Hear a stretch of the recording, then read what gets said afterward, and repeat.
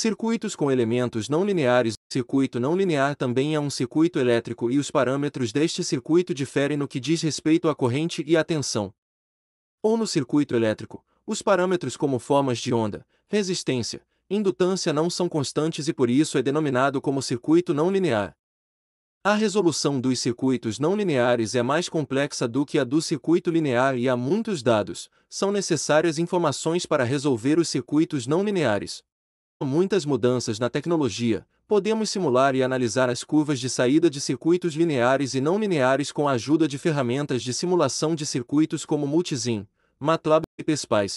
Alguns dos exemplos de circuito não linear de elementos não lineares são diodo, transformador, núcleo de ferro, indutor, transistor.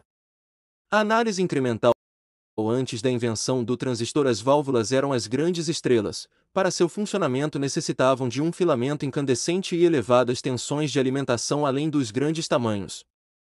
Com o aparecimento do transistor, uma nova era tecnológica se inicia. Os equipamentos passaram a ser de menor volume, menos aquecidos e de maior eficiência. Uma das grandes funcionalidades destes componentes, tanto válvula como transistor, é o seu fator de amplificação. Um sinal de menor dimensão pode ser aumentado de forma linear mantendo todas as características do sinal de origem. Fontes e amplificadores operacionais.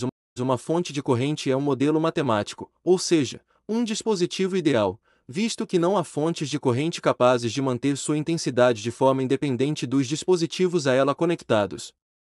O símbolo de uma fonte de corrente ideal é representado por uma seta no interior de um círculo, com dois terminais para conexão. As fontes de corrente reais, portanto, sempre apresentam perda de corrente conforme aumenta-se a resistência. Uma fonte de corrente real é geralmente representada pelo símbolo de uma fonte de corrente ideal, em paralelo com a resistência interna desta fonte. Uma fonte de tensão com tensão nominal equivalente à tensão de circuito aberto medida para uma fonte de corrente, quando em série com um resistor equivalente de mesmo valor do que o encontrado nesta última, é para todos os efeitos equivalente à fonte de corrente real em consideração. A fim de facilitar a análise de um circuito, muitas vezes é interessante transformar uma fonte de tensão em fonte de corrente ou vice-versa. Para tal, devem ser usadas as leis de Kirchhoff, sendo necessário que o par de variáveis, tensão, corrente, seja comum a ambos os circuitos, tornando irrelevante o tipo de fonte responsável pelo seu estabelecimento. Fontes de corrente constante são circuitos de grande utilidade.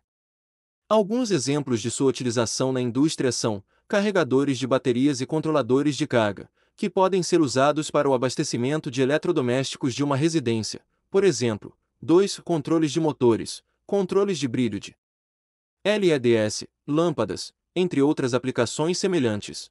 Um amplificador operacional ou POP é um amplificador com ganho muito elevado, tendo 2 terminais de entrada, um designado por terminal inversor, hífen, e o outro identificado por terminal não inversor, mais.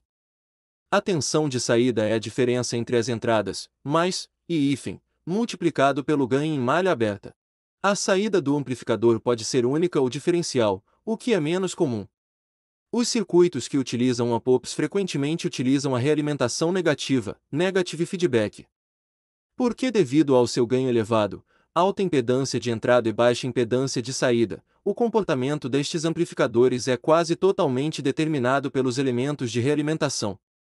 O amplificador operacional ideal tem um ganho infinito em malha aberta, largura de banda infinita, impedância de entrada infinita, impedância de saída nula e nenhum ruído, assim como o offset de entrada é zero, exatamente 0V na saída quando as duas entradas forem exatamente iguais, e nenhuma interferência térmica.